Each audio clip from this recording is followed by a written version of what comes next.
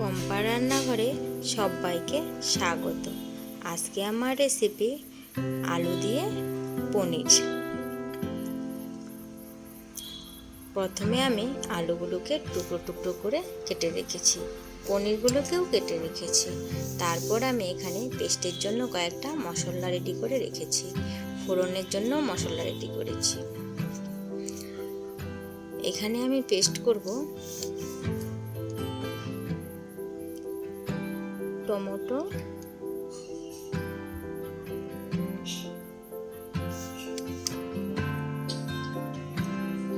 আদা, কয়েকটা কাঁচা লঙ্কা। তার মধ্যে দিয়ে দেব অল্প পরিমাণ কাজু বাদাম, চার মগজ। এগুলো দিয়ে আমি মশলাটাকে ভালো করে পেস্ট করে নেব।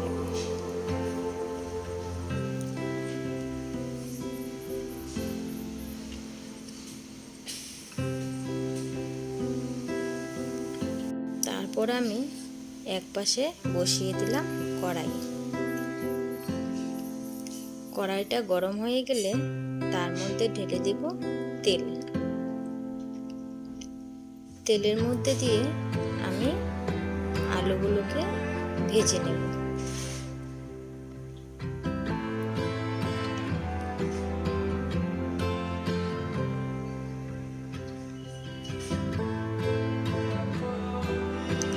আলুগুলো দেওয়া হয়ে গেলে তার মধ্যে দিয়ে দিব অল্প পরিমাণ লবণ, অল্প পরিমাণ হলুদ।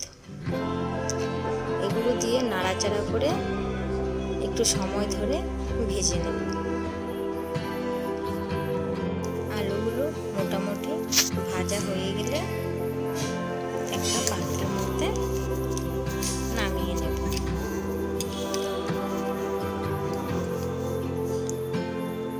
তারপরে ওই কড়াইয়ের মধ্যে যে তেলটা আছে তার মধ্যে আমি পনিরগুলো দিয়ে পনিরগুলো একটু নাড়াচাড়া করে ভেজে নেব।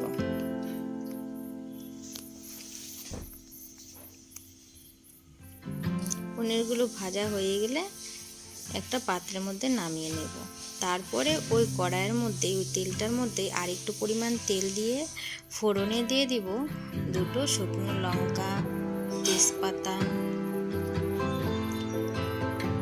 এগুলো একটু নাড়াচাড়া করে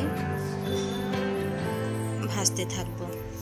তারপর আমি দিয়ে দেব গোটা জিরা আর গোটা গরম মশলা।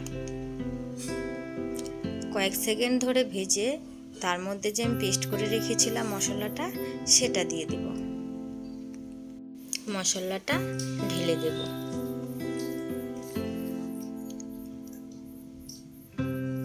মশলাটা ঢেলে দিয়ে একটু নাড়াচাড়া করে ভেজে নেব।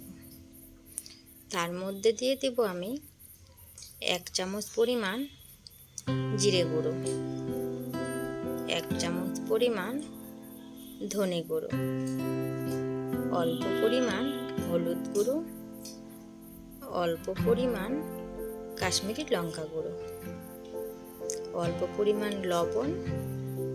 এগুলো দিয়ে অল্প নাড়াচাড়া করে ভেজে নেব। একটু ভাজা হয়ে গেলে দিয়ে দিব অল্প পরিমাণ চিনি।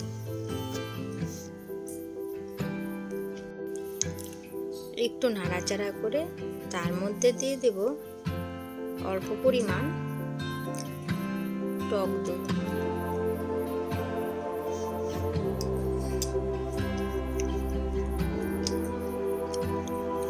টক দইটা দিয়ে নাড়াচাড়া করে একটু সময় ভেজে নেব।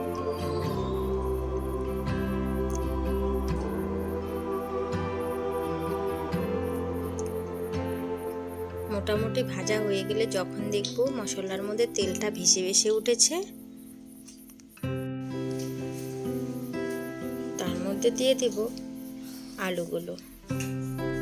আলুগুলো দিয়ে নাড়াচাড়া করে একটু কষিয়ে নেব।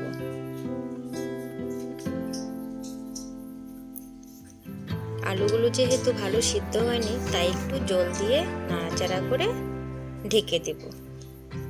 ঢেকে দিয়ে একটু রান্না হতে থাকবে।